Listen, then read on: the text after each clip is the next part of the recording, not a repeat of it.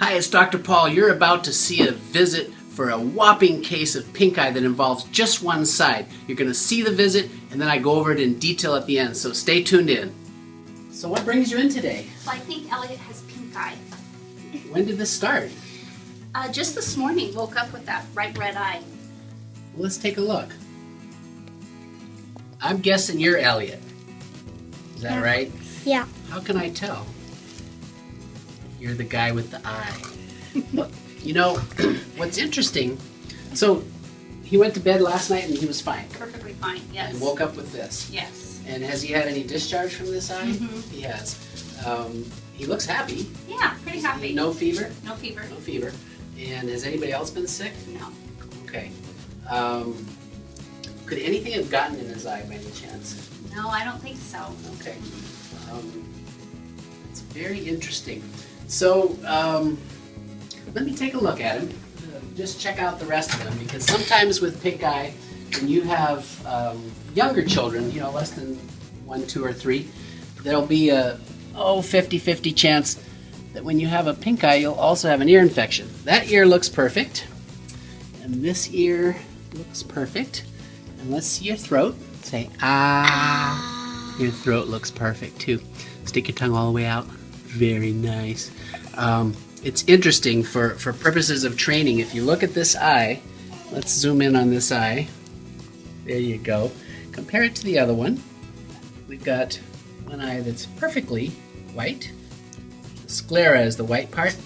When the sclera is red, if that was red on both eyes, we'd be concerned about possible Kawasaki's disease or mucocutaneous lymph node syndrome. That can be serious, and the telltale sign is that the whites of the eyes are both red, and often there's a fever for a few days, high fever, a rash. You can have lymph nodes in various places, which tickle, you don't, and the tongue can be really strawberry. They call it a strawberry tongue. He clearly doesn't have that, but that's one thing for educational purposes. You don't want to miss that. Because this is discharge and so inflamed, now there's two kinds of conjunctiva. The lower lid there is called the palpebral conjunctiva, and the white of the eye, that in this case is red, but over here it's white, is the bulbar conjunctiva. So with run-of-the-mill mild pink eye, the white of the eye usually isn't that effective. It's more just the lower part. So you got a good one. I think you should be a celebrity on YouTube. What do you think? What do you think? You think so? Because you got the perfect eye. You're going to teach millions and millions of people what regular pink eye looks like. So we're going to give him an antibiotic eye drop. Okay.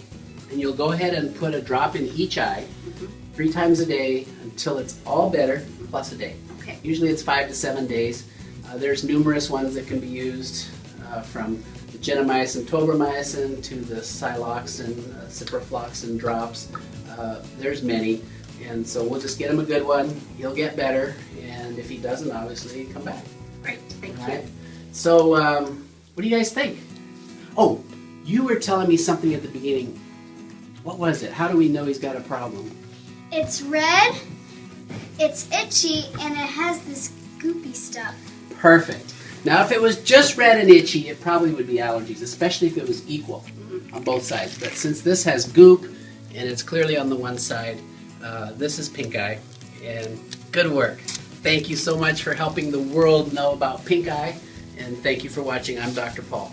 His particular pink eye is unique in that it's so one-sided, but it's illustrative of pink eye in a very extreme form, and that happens to be only in one eye. It's usually 2. So this should be instructive. This particular video, we just showed a quick overview of the exam. Obviously, I did a complete history and physical, and I wanted to wrap it up by explaining a little bit more about the causes of pink eye. I mentioned in the video that it can be allergic, but when it's an infection, it's most often viral or bacterial.